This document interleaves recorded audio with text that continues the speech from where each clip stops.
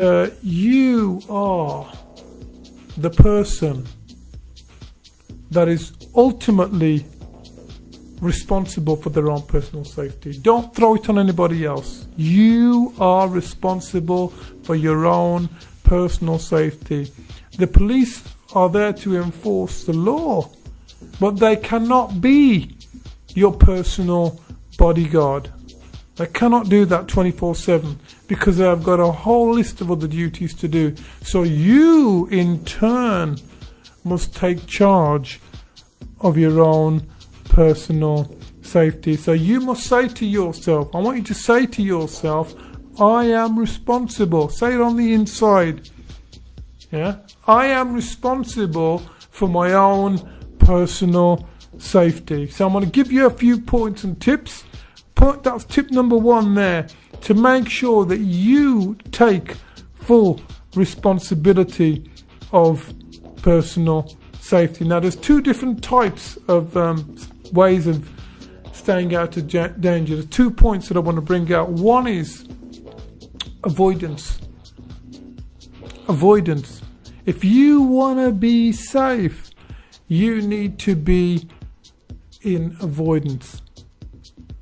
So that means you don't walk through that dark alleyway. You don't walk through it because it's dark and you don't know who's in there. Second one is getting out of the danger reactively. Now, we're not saying if you totally avoid all dangers that you're going to be completely safe. There is a time that's going to come where you might be in danger, but you need to be prepared for that time. That is a very, very important time, and you need to be prepared for that time, because dangers do lurk. They do lurk out there, but we need to be aware of those dangers. And so there needs to be a reactive mechanism, and there needs to be a mechanism where we avoid, that we know is good. So I want to say, yeah. So I was going to say something else, and I've lost my thought for a second there. So keeping out of danger, the best way to avoid danger is to have a good sense of awareness. Be aware of your surroundings and what is moving in and around you. Keep your eyes open and keep them peeled, so that you're focused on what's going on when you're going out of the house, when you're in the house, or whether you're home alone, or what you say to people with regards to who's at home, and how you post things as well. Because some people nowadays tend to be telling everybody else that they're going to the toilet and they're on Facebook. Why would you want to do that? Why would you want to tell everyone you're out on holiday? Why would you want to tell everyone I'm home alone? Why would you want to tell people personal information? And if they know where you live, and also their statuses are public, so anybody can work out where you are, what you're doing at any given time. So you must be aware of what you're saying out there in public, and be aware of keeping your eyes peeled when you're walking around. So that could be whilst you're walking, jogging. And I'm going to say this very clearly: avoid, if you're alone, especially if you're, and I'm saying females and males are vulnerable, more so probably females, I believe, but I'm not being sexist there, I'm being truthful. Avoid dark areas, whether you're walking or jogging. Avoid areas where there's not a lot of people. So don't go to isolated areas where not a lot of people hang out. Avoid going alone. Maybe ask someone to go with you. If you're going to go for a walk on the night, ask somebody to go with you. Don't go driving around in the dark and then pulling up somewhere and then going for a walk in the park by yourself. You are absolutely putting yourself in a vulnerable situation. Tell someone. And the thing is, years ago when I was working for social services, I remember one of the managers pulled me up, and she said to me, why aren't you signing in and out? And I turned around and I said, well, the truth of the matter was she was trying to micromanage me. So I didn't want to tell her where I was. And I saw that I could go home early. I didn't want to tell her that. I said, well, I must have forgot. He says, Mr. Chopra, you have forgotten on a number of occasions. And I says, yeah, I have. And she says, can I tell you something? I said, yeah. She says, well, social workers are despised people. They are not liked. Henceforth, what am I going to say to your family if we don't know where you are? We've given you the protocol and you need to write down where you are when you leave. You're not signing in and out or declaring where you're going. How are we going to know that you are safe? And you know, I didn't like that manager, but the manager was spot on with her observation of my practice. Now that was a work situation whilst working alone. If you're working alone as well, you need to be aware. If you're buying things, as I mentioned, you're going to houses or flats or whatever, make sure if you're a lone female, I wouldn't go by myself, especially in the dark. Take somebody with you. Alright? And also, if you're walking down an alleyway, and I remember some years ago walking in my local area, I had this sixth sense. Have you ever had a sixth sense about something? Possibly some danger. And I remember walking through. And whilst I was walking, I heard some footsteps. There was a couple of lads over the road. Well, there's more than a couple. There's about 20 of them. And I was walking through, and I heard these footsteps behind me. And I stopped. I felt like someone was following me, and I turned round. There was a young man, a bit younger than me, right behind me, following me, and he was quite clear. And then I said, what do you want, sir? And all I saw was a brick in his right hand that he had dropped. And I said, you need to leave, guys. And I carried on walking and got out of there, luckily. Didn't get hurt. But that's my own personal situation. I was outnumbered. There's about 20 of them. What did they want? I don't know. Maybe a bit of fun trying to attack me. Who would want to attack me? I'm a big guy, but at the same time, that is the truth of what happened. So tell someone where you're going. In my work situation, I had to record where I was going. Yeah. Vehicles. Take your keys with you and keep them ready. Keep them beside the vehicle. Yeah. Don't put them somewhere. And if you need to get out of somewhere, you can get out of there pretty quickly.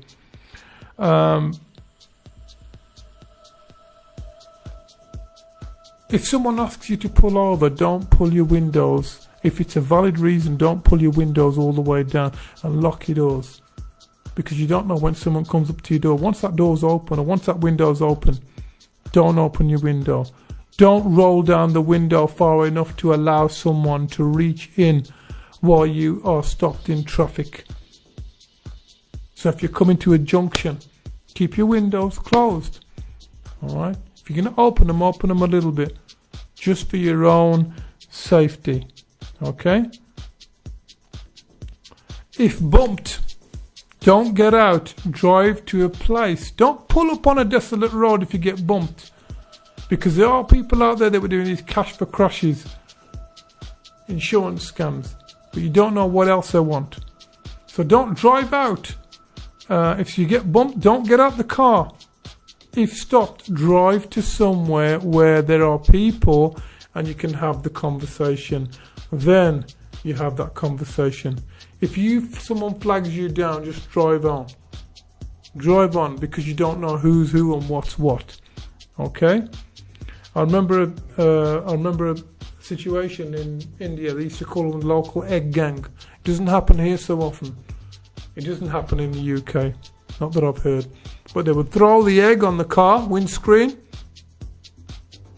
And the car windscreen wipers. What does someone do when you throw an egg on the screen? They put the windscreen wipers on. And what happens is the windscreen becomes unclear. Alright, it's not very clear, becomes unclear, which means you have to get out and wipe the windscreen. They get out the car,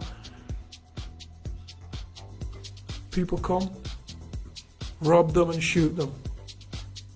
Third world countries is even more dangerous, but to be on the safe side, even in this country, you need to be aware of where you are and what's going on. That's what this program's about, and I'm trying to give you some hints and tips on personal safety. We have got a program available for you that can help you, that will help you, and it does include some physical training for you so that you can get out of certain holes or whatever. Somebody said to me the other week, says, I'm going to do karate, that's going to help me, that's all I need to learn. Somebody said, I'm going to do boxing, kickboxing. I'm sorry, but if someone's got a knife, there's no way you can fight someone with kickboxing. If someone's got a serious weapon, there's no way you can fight them with Wing Chun Kung Fu. If someone's got a sword or a machete, there's no way you can do a few capoeira moves or wrestling moves on them. It is just not going to work. Okay? Because they have got a weapon. They're at the advantage. And all you need is one person to do one slash cut right across your artery. One cut across your artery. And guess what's going to happen? You're going to start the process of bleeding to death within 30 seconds. So I'm not trying to frighten you here. You can do all the martial arts you want, but if you come across someone in the street that's got a weapon, trust me, you're in serious trouble. I've seen a video of a young man, just a quick jab. It was just a quick jab, and within 30 seconds the guy was on the floor. They jabbed him in the right spot, right where the heart was. And guess what happened? He passed away. And this wasn't even a gang fight, it was some kind of a square off that was going on between two individuals. Maybe he didn't want to kill him, but he did. All over ego, young people, knife crime. Something started from somewhere. So if someone's got a weapon, you need to be aware and get out. You can't beat the weapon no matter what martial arts you do. It's impossible. Alright, even world champion kickboxers have died from weapons. Someone's got a knife on them and they know how to use that knife. You are in some serious trouble. So there's a way. You need to get out and get away from those circumstances. And one of the best ways, as we've already discussed, is avoidance. Total avoidance. On our program that we're going to be running for personal safety, there's certain movements that we work and drill. The whole idea of drills is to make you more confident. The whole idea of doing those drills is also to sharpen your intuitions up from potential strikes. So from potential strikes, but also to teach you how to maybe use some of those strikes to get away. The whole idea and the purpose, if you're in a physical confrontation or if you're going to get into one, is to de-escalate. Your outcome should be to get away from that situation. Total get away from that situation. Alright, so what I'm going to do, okay, so we're talking about these hospitals. If you want to do any of our programs, you can do them online. Health and safety, customer service, fire safety, food safety, mental health, first aid at work. If you want to do any of those programs and you want to do them, you can either do them online if you're not able to come out to any of our venues, or you can do them by attending any of our sessions that's available to you as well. So if you want to get in touch for any of those, 07932604705. As I've just been through some of our programs,